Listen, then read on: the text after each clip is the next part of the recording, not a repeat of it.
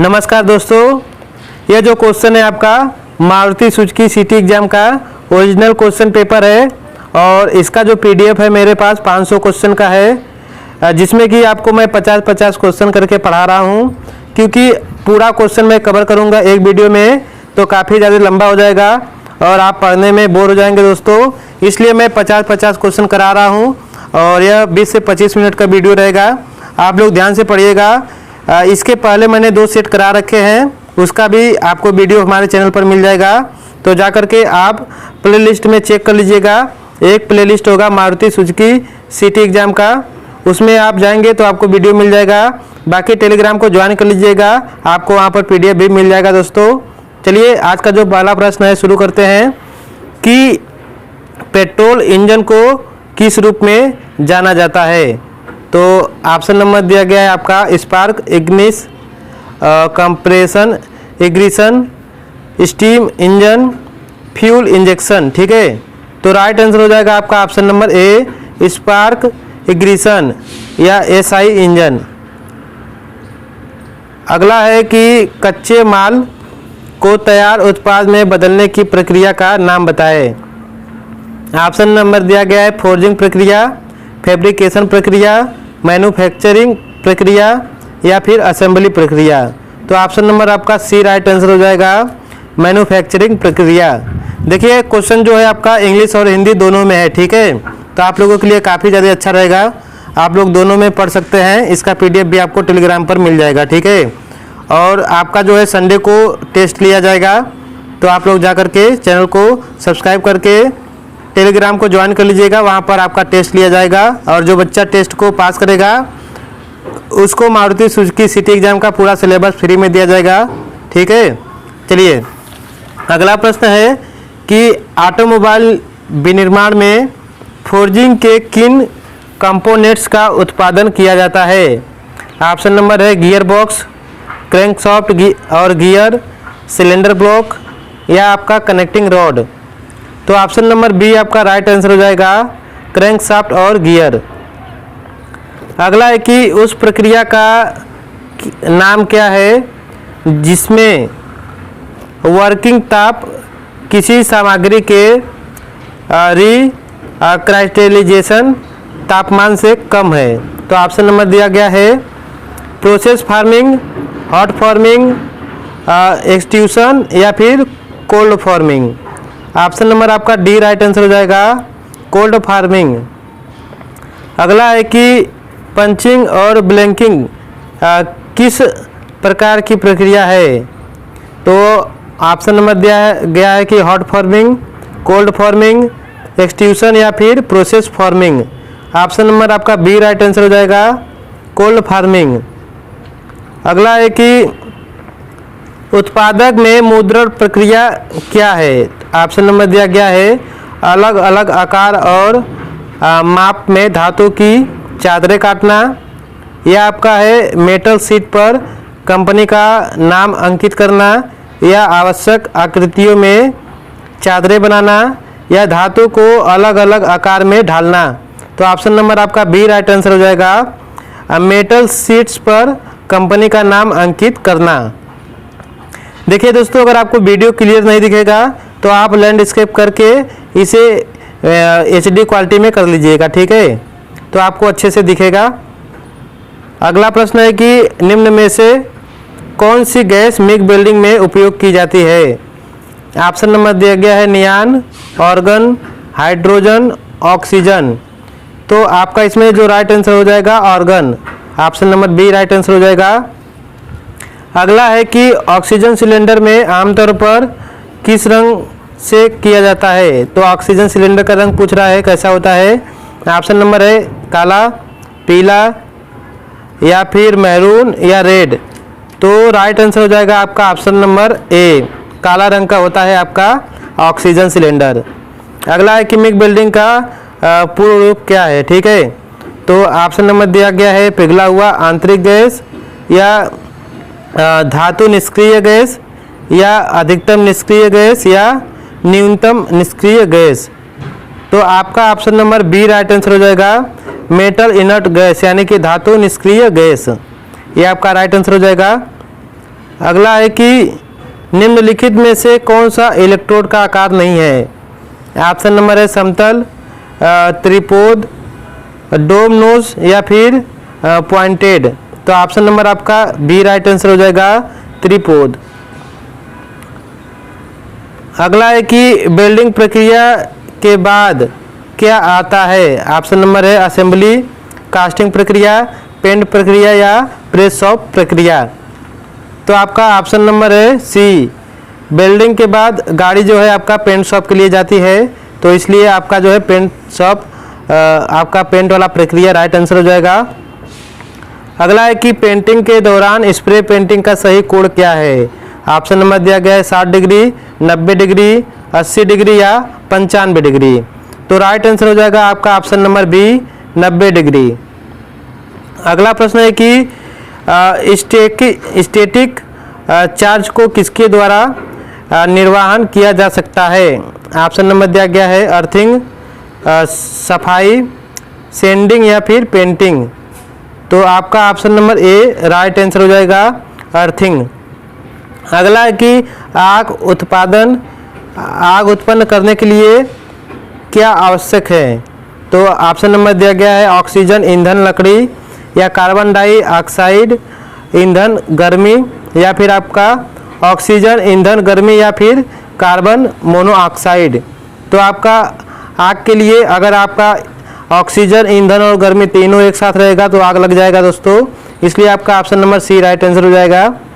अगला है कि कौन सी प्रक्रिया ईडी से पहले आती है।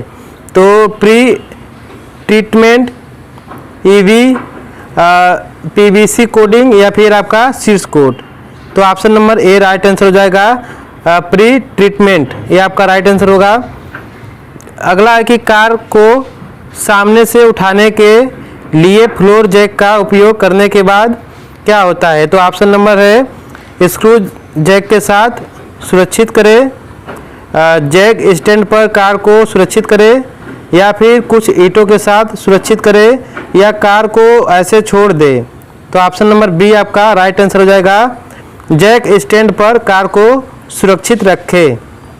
अगला है कि टैप को पकड़ने के लिए किस उपकरण का प्रयोग किया जाता है। ऑप्शन नंबर है टेप होल्डर, टैप रिंच, चक या फिर नोजल।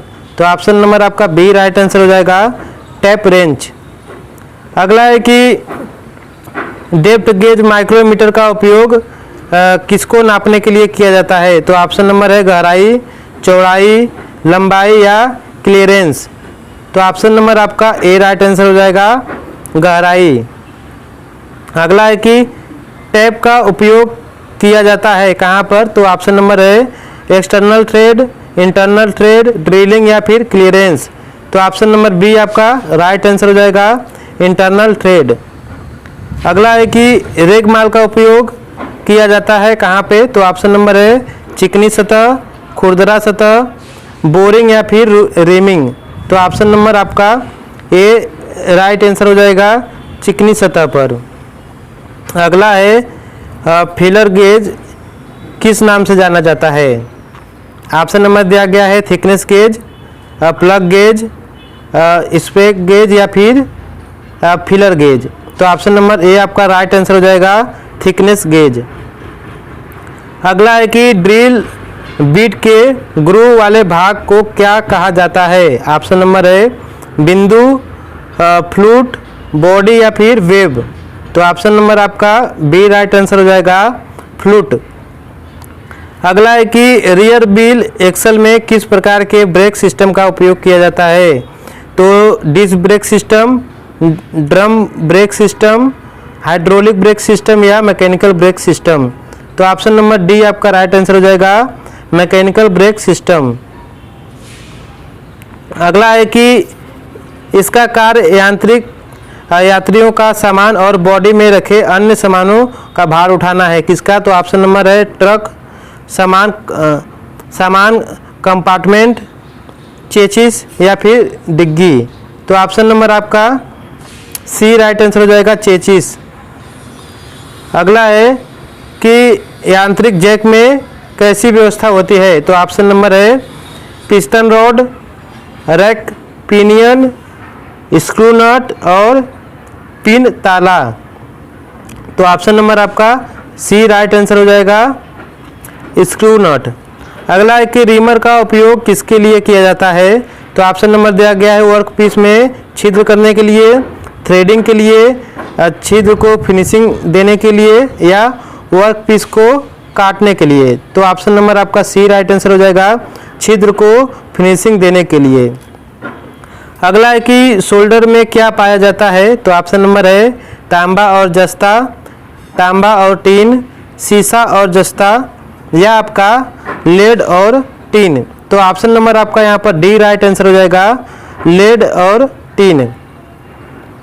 अगला है कि सस्पेंशन का मूल कार्य क्या है? तो ऑप्शन नंबर है सड़क में चलते समय मार्ग में आने वाले गड्ढे से पैदा होने वाली कंपन और झटकों को यात्री तक न आने देना या कंपन को कम करना या गाड़ी मोड़ने में सहायता करना या वाहन के शोर को कम करता है। तो ऑप्शन नंबर ए आपका राइट आंसर हो जाएगा, सड़क में चलते समय मार्ग में आने वाले गड्ढों से पैदा होने वाली कंपन और झटकों को यात्री तक न आने देना, यह आपका राइट आंसर होगा। अगला है कि क्या अहमियत है इंजन की उचित व्यवस्था के लिए?